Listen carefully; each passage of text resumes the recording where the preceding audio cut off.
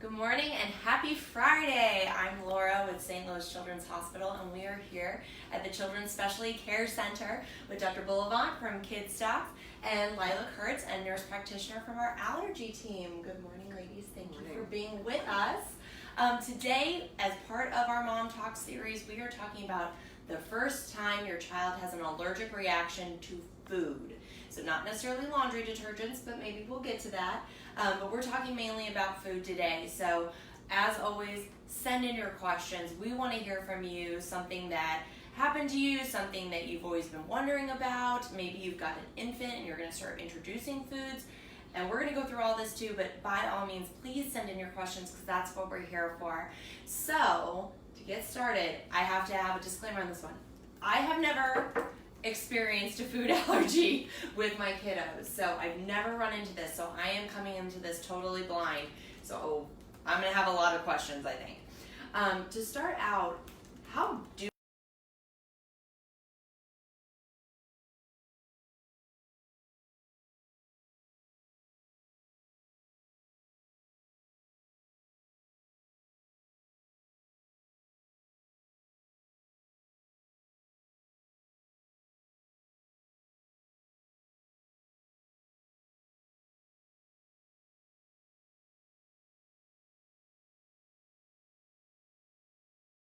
to different tastes and textures being introduced into their mouth. It's their nutrition in terms of calories and vitamins and minerals is still going to come from either breast milk or formula pretty much up until a year for the most part. So you're not trying to get extra calories in them, but it's all for the experience and the taste. So they have to be able to developmentally do a few things. They need to be almost sitting up by themselves, be able to kind of have the trunk strength and neck strength to hold their head up in a high chair or some type of chair like that. Most kids, when they're ready, are very intently watching you as the parent.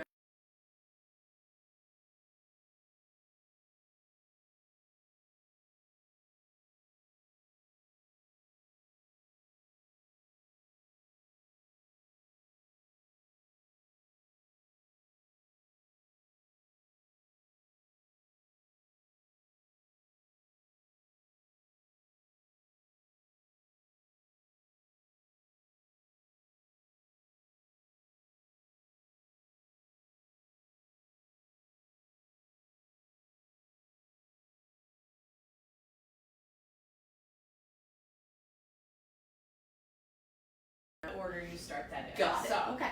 Well, good news there. Applesauce. It makes you feel better to try the vegetables there first. You go. So you gave it a good try. So go good, for it. soft purees. Yeah.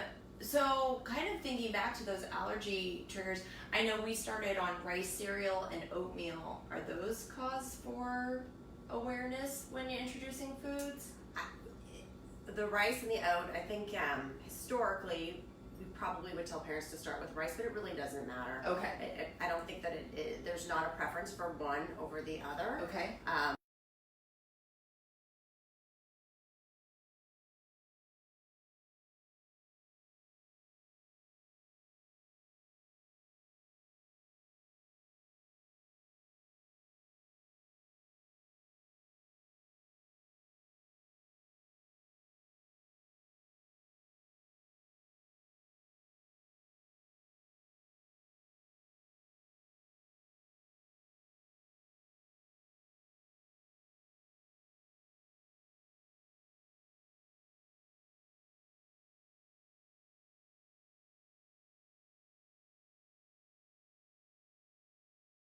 You can buy peanut powder and get it to the right consistency.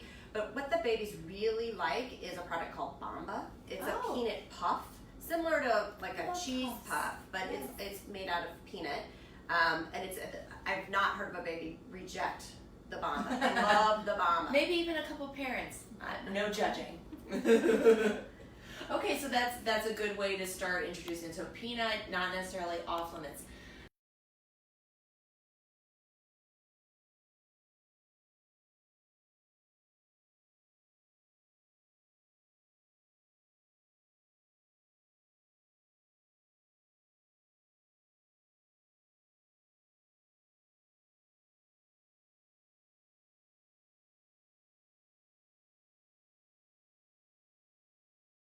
not start your baby on peanut at that young age is if they have severe eczema, or if it's been established that they have an egg allergy. At that point, you want to make an appointment with an allergist to do testing. Okay. Chances are that it will be safe for your baby Yeah. to eat peanut, but the only way to determine that, or the safest way to determine that, is to have testing done by an allergist. Got So it. that's only babies with severe eczema or already established egg allergy. And you'll already know those two things are Mhm. happening before you Mhm. kind of go into moving into the Correct. food stuff. Yes. Got it.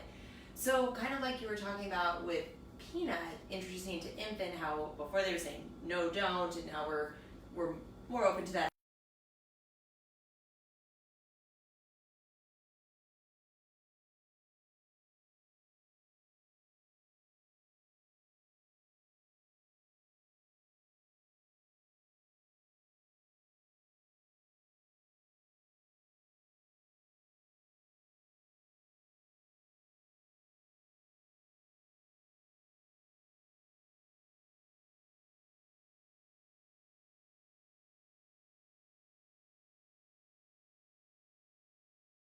That with the new studies Mhm. and having everything be reversed, it is okay when you're Yeah. pregnant to go ahead and eat nuts and eat Okay. peanut butter. So you In fact, Yeah, there and it's are probably protective. yeah. Yes. Oh, The okay. studies say it's probably more protective as opposed to harmful. Okay, so setting you a want- baseline. Yes, you want to continue to consume everything you always have, Yes. and pass that on to your baby to Mhm. again, hopefully decrease the likelihood of Okay, that. so the granola bars, Mhm. all those peanut Right. butter sandwiches. And the same with breastfeeding as well, Okay. because the proteins are transferred Oh, through yeah. breast milk. Yeah, so there's like the 3 stages of this, isn't it? So yeah, if you're eating peanut butter and breastfeeding, It's a good thing. it's a good It should thing. be.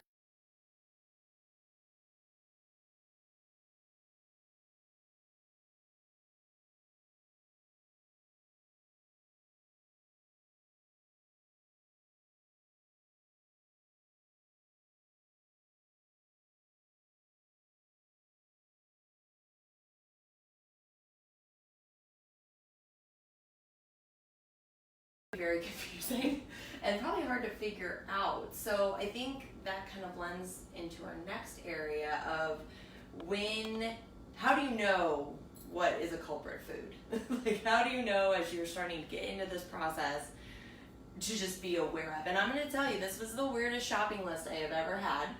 And it was almost a challenge. I was checking a lot of labels, and I again, being very fortunate that my kids don't have food allergies, I was looking at all these labels and I was like, oh, yep, that's an allergy. Oh, yep, I mean, there was very few aisles where I wasn't finding one of the things on the list. So give us the list, the magic list of the biggest culprit foods. So there are the foods that are more likely to cause allergy that we see more frequently. So that would be peanut, milk, egg, tree nut, fish, Tree nut. shellfish, soy, and wheat. Soy and wheat. Okay, so I felt this was really surprising. Even though it says Honey Nut Cheerio, I guess I did not put together that is a tree nut. And when you think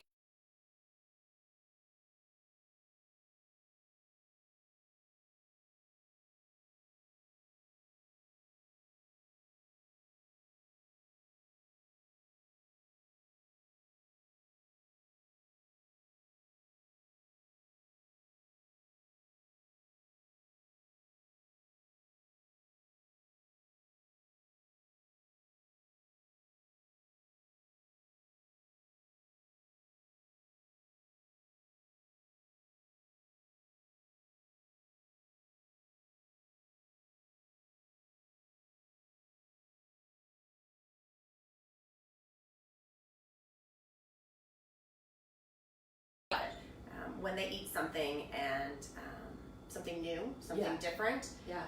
typically you'll find if somebody's having a reaction, it occurs within minutes of consuming the Pretty quick. food, not longer than 2 to 3 hours. Even 3 Right. hours is often a stretch, it's unusual. So if your child eats something today and then tomorrow has hives and they haven't come into contact with that food Mhm. again, it's not related to It's that not food. that No, food. almost always it's within minutes of consuming the Got it. food.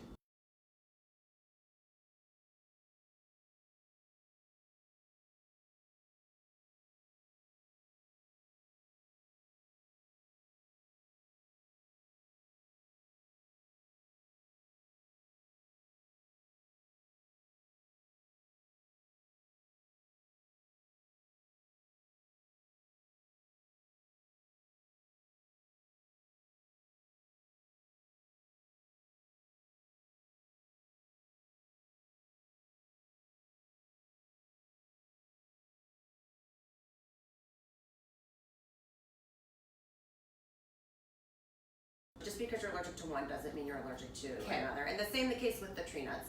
It's approximately 20 to 30% chance if you're allergic to one, you're allergic to another. But we say total avoidance because of cross-contamination. Got it. Tree nuts tend to hang out with each other in manufacturing plants. And then with the fish and the shellfish, if you go and you buy fish at a seafood department, they're all very close in proximity, so it's very easy for proteins to be transferred. Got it. So we say total avoidance. And I think we should go back to tree nuts and talk about that, kind of how we talked about shellfish. What is a tree nut? Because this has almonds, and I didn't even think about it that way. So what else is a tree nut? A tree nut is anything but a peanut, pretty much. There you go. Okay, walnut, peanut is cashew. Yeah. Okay. Peanuts grow on a pistachios. legume. So any other nut is pretty much going to be a tree nut. Got it. Okay, so that helps kind of understand that spectrum of things. And again, just because you're allergic to peanut does not mean you're allergic to tree nut, and vice versa. So if your child is allergic to tree nut, but they eat peanut butter without any issue at all, they should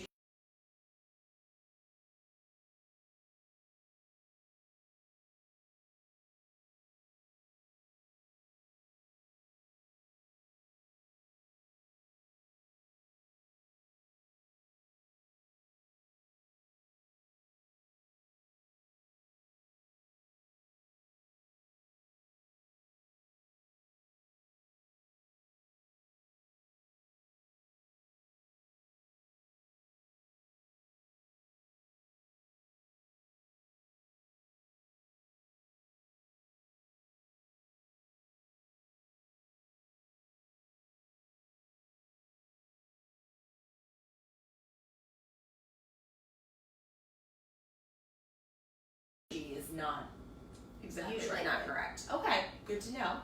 Because when we always do it at the beginning of the season, saying, does anybody have any kind of allergies? So that way when we bring snack, it's always these are gluten free, or the fruit snacks, or whatever it is. I think one little girl did have a gelatin allergy, and so fruit snacks were off the table. But for the most part, it was pretty good. So just those common things that, again, parents who are fortunate enough just very much take it for granted. I've never looked at a food label for allergen purposes. Maybe for salt purposes, but that's just because I'm weird. All right, so kind of going down this list. So fish, I would assume it's kind of the same thing. It's halibut, salmon, tuna, just because you're... We call them fin fish. Fin fish, I mean, again, they're all... many of them are closely related, but we worry about cross-contamination. And they're all hanging out together. Cheez-Its. This is a staple in my house, and thousands of Cheez-Its we have gone through in our home. And this has wheat flour in it. So wheat is that other one. And I found wheat flour in many other things. And it's funny because normally you're on the hunt for whole wheats, but knowing that makes a big difference. And then the other one that I was very surprised at when I was looking at it are these awesome cookies. And we have nothing against these brands. I feel like I should throw that out there. These are just the ones I found first, so let's be honest. This has soy, wheat, and milk in it. I had no idea. So just, again, simple cookies that you're introducing to your child to, and they're sucking on and gnawing on for a really long time.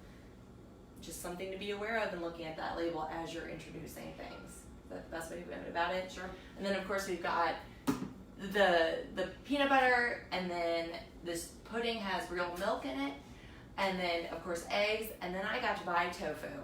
I've never bought tofu in my life. I bought it because that has soy. So if you're thinking about doing a meatless diet, and I would assume it's pretty easy to chop up in little finger pieces.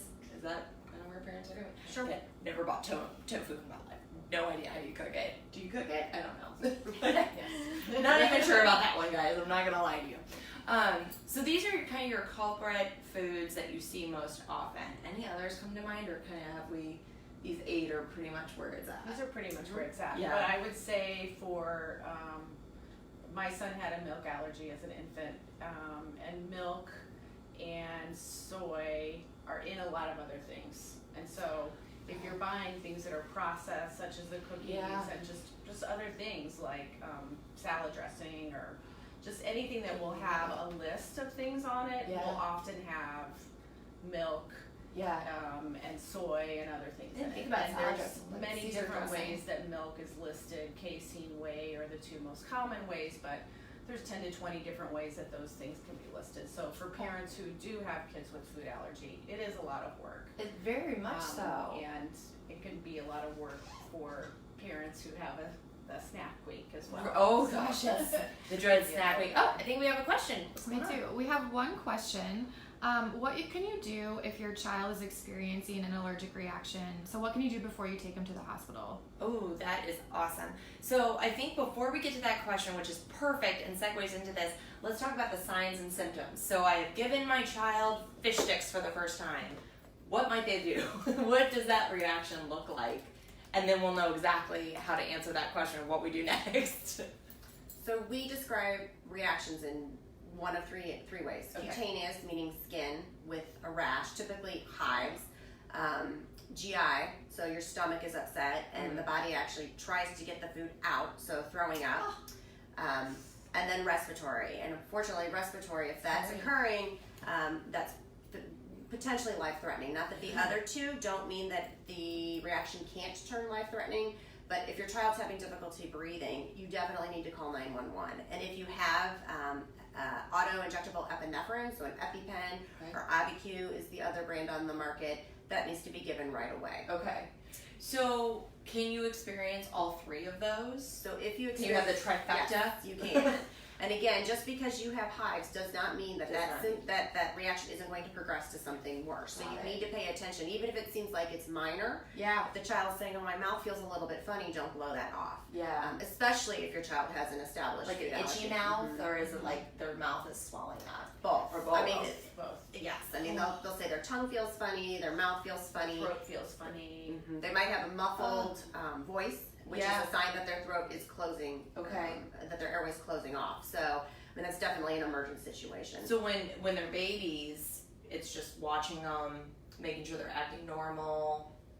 Yeah, You know what I mean? Since If it's just a skin reaction. yeah. If it's the first time you've given something and it's just a few dots, you know, lumps of rash or hives, then I would, if you have Benadryl at home, then you're going to give Benadryl and you're going to either go to the emergency room, Okay. call your doctor. Yeah. You're going to do one of those things. You need to get a hold of somebody right away Okay. So it's for advice. if you've got Benadryl, kids Benadryl, do the dosage, whatever it says, and then it's you do both parts. You don't just give them Benadryl and wait. You do the Benadryl, You always call. and then you load up and make your call to your And if you pediatrician. don't, you know, the more important part of that is you contact somebody. Yeah. Always. Oh my goodness, that would be and you don't give the Benadryl and wait to see. right. Yeah. See if That's what that you don't takes do, care of right. any splotching or throat closing. I could imagine that would be. I wonder if you almost have that happen and it's like, oh my gosh, are you choking? And then it's like, you can tell they're not choking, because I know the first time we gave our kids purees, they kind of gagged a little bit, like just the texture and learning how to eat was kind of funky for them, but never even thought about that being something that could lead into it. For fruits and vegetables, are there any fruits or vegetables, kind of going back a little bit, like strawberries, blueberries, pears, that also can be allergens? Or maybe don't start with strawberries, maybe start with apples, or any pattern that we should think about that way? No. No. I mean, any food has the potential to be an allergic trigger, but it's rare. Outside of the 8 that we mentioned, it is a possibility, but it's extremely rare. Okay, that's good to know. That's helpful. So the splotchy eyes, so big patches of red. I mean, do your eyes swell shut? I'm trying to think of like all the times I've seen on Watery TV. eyes, sometimes watery eyes. and puffy Even eyes, sneezing. or like babies will sometimes. My son was rubbing his eyes the first time he had yogurt, so the itchy eyes. Starts to get itchy and red, Runny and eyes. kind of like normal, like season allergies. Yes. That's what that makes me kind of think of, that you're inside your home. And then is it itchy? Like, so I'm imagining like, oh, you're kind of red and blotchy. Is it just on their face, or do you start seeing it on their arms first? It can be Which anywhere. one? Anywhere. Okay, so it could be on the belly, it could be on the arms. Okay, so good to assess and look as you're going, it sounds like. It's a good thing to undress them Okay. if you're seeing a Well, rash. they're messing anyway. That's how babies go. And then they get itchy, I would assume, just kind of all over like that with something like that is kind of It the can next vary. thing And as that goes. it can be localized, it can be all over. So it sounds like just eyeballs on your child, not just for the choking piece of it, but eyes always on your kiddo when they're especially trying new foods. Does that make sense? Absolutely. Like, okay. Sounds like we have another question. Yeah, so we have another question. So this is from Danny. She wrote in. She was asking if her child has had a slight allergic reaction to a food, should she try to give that food again, or should she stay away from it? Ooh, that's interesting. Because, yeah, if it doesn't seem like a full-on, like, ooh, you seem uncomfortable, or that didn't go as well as I had hoped. Yeah, what do you do? What's next after that? Avoid the food. Don't do it again. You need to talk to your pediatrician. And then the pediatrician, depending upon what the reaction was or what the concern is, will likely refer you to an allergist for further testing and further recommendation. But if you think that your child's had a reaction, even if it's mild, don't feed the food again, because the next reaction could be much more And severe. staying in that category. So if it was, I don't know, tuna fish, don't do another fish until you've had this discussion. Or if it's been almonds. Correct. Exactly, yeah, those things with that big. Yeah. That makes a lot of sense though, because even if, parents know their guts, and grandparents know kids, you see something and your kid's just not acting right, so you stop, don't expand that food group, call your pediatrician, make the appointment. Correct. It's scary enough, give the Benadryl, go to the emergency department. Is that kind of your fair approaches? If the reaction's severe enough, and even if you have a child with an established food allergy and you have an EpiPen and you use the EpiPen, you think everything's okay, you still need to, if you ever use your Epi, you always either call 911 or go to the emergency room. Really? Immediately after. Always. Because there's a chance, not a high chance, but there is a chance that your child may have a second reaction. We call it a biphasic reaction. So they need to be evaluated. Just because it seems like everything's okay, things could change. Clean on the surface, but not necessarily. Right. So you need to be evaluated. Your child needs to be evaluated in the emergency room. Okay. If you ever give a dose of Epi. Right. All good things to know. Right. So we've kind of gone through signs, symptoms. We've gone through family history. We've gone through introducing. Stop me if I'm forgetting anything, guys. Keep them coming. We love the questions. How do you get diagnosed or tested? So, like you were saying, I think we have an allergic reaction to almonds, fish, cheese, whatever it is. What do I do next? What happens next? Well, as a pediatrician, I want to hear the story. So just like the last question in terms of reaction. So I want to hear the story, because if the hives were the next day, then I'm going to be more reassured. Okay. So based on the story, I'm going to refer. Now that we have both blood testing and skin testing, I will sometimes start with blood testing, but I'm almost always, along with that, going to refer to an allergist, because an allergist is going to have a lot more information to give a parent. They're going to be able to answer all of their questions, whereas I'm not going to be able to answer everything. And for some things, the skin test is very, very important. It's not as scary as what people think. It's not scratching deeply into the skin. Oh yes, let's back up. Let's talk about this. Much more tolerable and not as invasive as that. For some things, and for many things, the skin test is much more accurate as a way to start. To know if there really is an allergy. And the blood test is often used as a follow-up to know if that allergy is getting worse over time or if the child is outgrowing it. So where does a skin test happen? Like on your body? So on the older kids will do it on the forearm, and the younger kids on the back typically. Okay. Just because the smaller kids don't have as much surface area. And it's simple. It's a little invasive, but it's not as invasive as drawing blood. Okay. We call it a prickle test. It's a prick test, and so it's a gentle prick on the skin. It doesn't involve needles. I was gonna say, kind of like a shot. No. Apparently And you get an answer in 15 minutes. Once it's administered, you wait 15 minutes, and you'll have an answer in 15 minutes. Wow. So typically, a negative skin test should mean no food allergy. Okay. Now, if the story's still convincing, we'll follow up with blood work. Okay. A positive skin test doesn't always mean food allergy. It can be a little confusing. Yeah. You can have what's called sensitivity, so a positive skin test, but still not have full-blown food allergy, meaning you wouldn't have reactivity. Right. So it depends upon the food, but approximately it's that test is helpful 50%. 50% yes, you're allergic, 50% no, you're not. So that's when we would follow up with blood work to get a little bit more information. The blood work, we get the blood work to establish a level, and then we follow that level over time to see if it's appropriate or safe to offer a food challenge, to see if the child's outgrowing that particular food. So with the foods we mentioned, we know very specific cutoffs for when it's considered safe to perform a food challenge. So a food challenge is the child will come in and eat incremental amounts of that particular food over several hours. In the doctor's office? In the allergist office. It's like being a buffet. observed. It's like a really weird restaurant. Every like this. So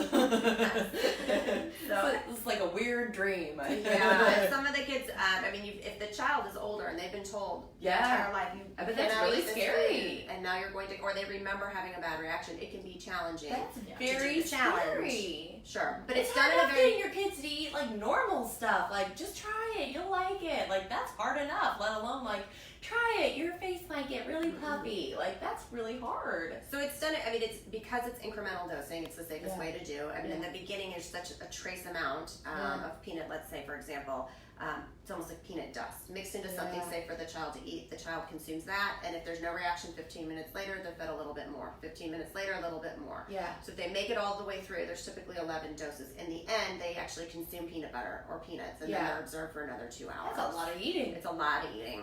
You have to like not eat It's a for lot. like 24 hours. It's like Thanksgiving. It's like really weird. Okay. So that's the purpose of the blood work. I mean, ultimately, that's the goal is to be able to do a food challenge to see if the child's outgrowing that particular food. So what's the timeline like? So my child has a food reaction on a Monday. I'm getting my prickle test maybe on Tuesday. And my food challenge could be as early as Thursday. Like, what is that timeline? No. So if you've just that all seemed very quick. No. So if you've just, wow. If you've just had a food reaction, there's no reason to do a food challenge soon. Because you know the child's allergic to the something is up. Yes. So generally it wouldn't be done for at least a year. Okay. At least a year to see if the child, give the child enough time to see. I mean, in some cases it can take several years before you see the levels drop. So we're more looking at like the toddler ages. Yes. Yeah. It Grade usually school. is monitored once a year. Oh, okay. The blood work is monitored once a year. Okay, so you give it. We don't expect them to outgrow. No. Not that. And quick. sometimes on a yearly basis. Wow. it's every other year, every 3 years if the levels are extremely high. Because then it's less likely that they would come down to a level. If you fail your food challenge on the first one, it's like, sorry kids, we'll talk in a little bit. Yeah. Oh, yeah. We have one more question. So, are there specific allergies that you see kids grow out of more often than other allergies? Good question. Really That good question. does happen, right? Absolutely. Like you can be allergic to peanuts 1 year, and then 2 years later, you're all good eating peanut butter and bananas. One of my favorite foods. So milk and egg, 80 to 90% of children will outgrow milk and egg allergy. Wheat and soy are probably similar. Peanut, about 20% of children will outgrow peanut allergy, and then less than 10% will outgrow tree nuts, fish, and shellfish. They apparently Which is stick with why, you. that's why you see adults. Yeah. If you think about what an adult is allergic to, it's probably shrimp or peanut, but you don't usually hear of an adult being allergic to egg. It certainly is possible, but the majority of children will outgrow milk and egg. That's really interesting. And do you think part of that outgrowing is doing these kind of food challenges or trying to introduce it, or it's just one of those weird things we do? Well, what's important is that if you do pass a food challenge, we tell families to continue feeding your child that food at least a couple times a week, because that food allergy can return if your body doesn't continue to consume that food. So the maintenance continues. Exactly. Your maintenance for avoidance and your maintenance for ongoing, it doesn't end. Correct. Which is also what we do if we go back to introducing that now in infants. Once you introduce peanut to your infant, then you want to keep doing that 2 to 3 times a week. You're feeding your child peanuts. Wow, what a lift! Allergy parents, my heart goes out to you on a whole new level now, because this is work.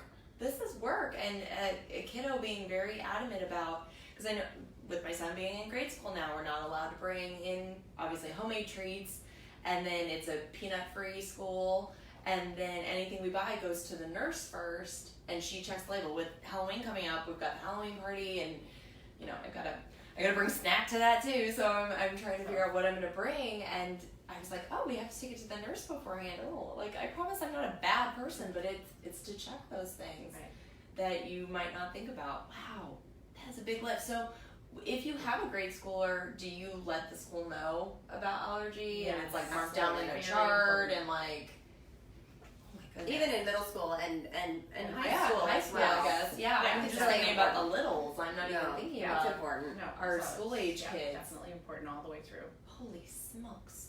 All right, so we've talked about introducing. I just want to make sure I touch all my bases and keep the questions coming because we're here. We've done the introducing. We've done the usual suspects. We've done what those might cause and look like, what you should do if you think you have one, and then the diagnosis. What else am I talking about? Oh, we talked about a different kind of testing. So with the food challenge, any other testing we should be doing, any other resources we should be looking into or studies being done for kids with allergies? So what's on the horizon is something called oral immunotherapy or cutaneous therapy. It is probably going to start occurring next year. Okay. Meaning that's when we think the FDA will say, okay, it's time. So this has been being studied. This has been studied for years. Okay. Looking to see if we give children who are allergic to a particular food, peanut for example, if we dose them with peanut, again in small amounts, but different than the food challenge, on a regular basis, will this help prevent a bad reaction? Will it help them outgrow the allergy? So there's a lot of potential risk involved, because now you're feeding your child something that They in the are past, allergic yes, to. has led to a It's like severe a really reaction. weird antibiotic. Like It's similar to probably most people have heard of allergy shots. It's the same sort of concept, except not injection, but the same sort of concept where you are introducing very small amounts, probably in increasing doses over time, to make the body accept the food instead of reject the food. So this will potentially change the way we think about some of these foods and the potential for children to maybe not be able to consume the food, but not be afraid that it'll lead to a life-threatening reaction if they become exposed. So we're waiting for the FDA to say, yes, this is ready to go. And then once that happens, we'll wait for some parameters, some guidelines, and we'll start offering that as well. Wow. So there are options. There is research being done, which is really interesting. And you would go to an allergist for these. This would be done at an allergist. Prescriptions. At And least so you would know. Initiated in an allergist Got it. office, and then all the details. Again, we're waiting. We're waiting to see. We don't know what levels are going to be used. We don't know what age this is going to be.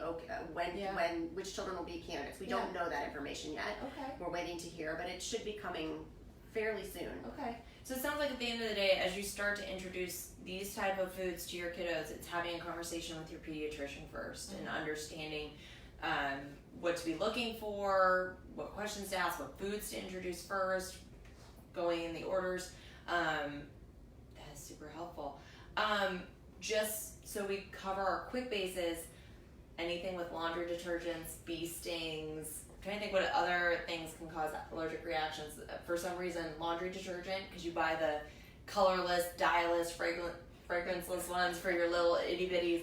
And then I think bee stings. Any other ones that can be common allergy? So the good thing about bee stings or wasp stings in regards to children is that anaphylaxis or life-threatening reactions are not common. Way more common with adults and not as common with children. It's like the flip-flop. It is. So it's rare for a child to have. And just because you're allergic to food or you have an allergy to trees or grass does not put you at increased risk for having a bad reaction to a bee sting. And if you're concerned, if your child is stung and they have more than just a small reaction, it's worth talking to your pediatrician and then potentially seeing an allergist. The total mental breakdown of being stung happens, but that's totally normal. It hurts. It does hurt. It does hurt.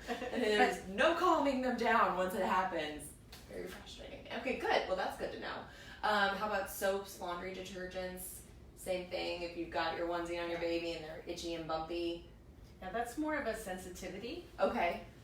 Skin sensitivity Okay. And Irritation. So it's just more of an Irritate, okay. irritation or what we call a contact dermatitis. Good to know. So it typically, it can be more likely in the kids who are prone to eczema.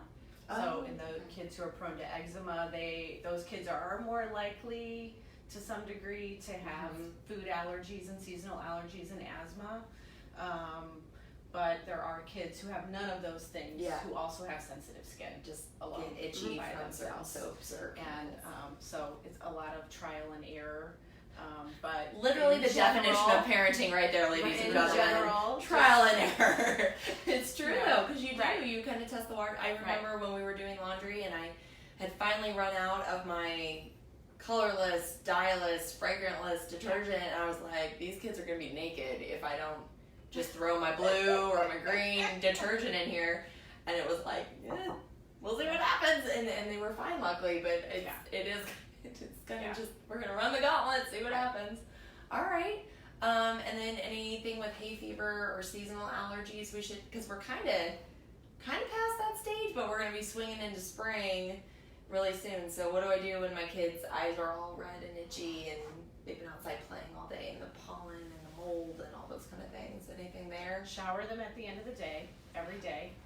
To And wash detox their hair. them. Yeah, so that they're not sleeping and rolling around in the pollen. Oh my gosh, I didn't even think So of that's a that. big thing that we often forget. And their pillows and their bed. And, Yeah, and then Love that for one. kids that you know are allergic, if they had a bad season last year, I usually tell people around Valentine's Day, you want to start giving them medicines every day. So even Most before- allergy medicines work best if you get them on them every day rather than using them as needed. Got it. And those So. are Claritin, Zyrtec. Claritin or Allegra. Zyrtec or Allegra. Allegra. Nose sprays, And nose sprays. eye drops. Most of these things are over the counter now. Yeah. Oh, okay. But certainly talking to your pediatrician or if allergies are really severe, talking to an allergist Yeah. because there are medications Yes. that can be prescribed in addition to what's over the And that's counter. been doing the shots. Is So that one of the shots are, too?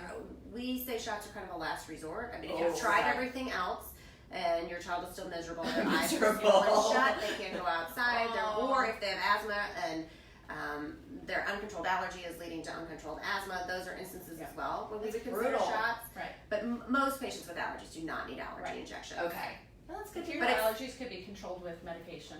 It's Then good to know there's there's no kind of a reason to have range shots. and there are Yeah. solutions. Absolutely. And Right. you can kind of chip away and finding out what's going to actually work for your kid because it sounds like it's just different for everybody. Everybody needs something different. Yeah. Is that fair? Yes. Guys, this has been super helpful. Am I missing anything? I feel like we've covered a lot of bases and hopefully this has been reassuring. We don't want to scare anybody. If you're looking to introduce foods to your babies and your toddlers soon, this is to inform and not to scare. And if you ever have questions, it sounds like call your pediatrician because they're going to be reassuring. And hey, they're going to eat eventually, so might as well chip away at it and know everything you possibly can. Yeah, Fair enough? Absolutely. Right. Awesome. Thank you guys so much for joining us for Mom Talks. It's been a pleasure as always. Have a wonderful Friday, and we will see you next week. We are going to be in our orthopedic clinic for the first time your child breaks their bone. And we are going to be putting a cast on a volunteer. It might be me, I'm not sure yet. And then we'll also be taking the cast off. Again, it might be me, I'm not sure. So 11 o'clock next Friday, we look forward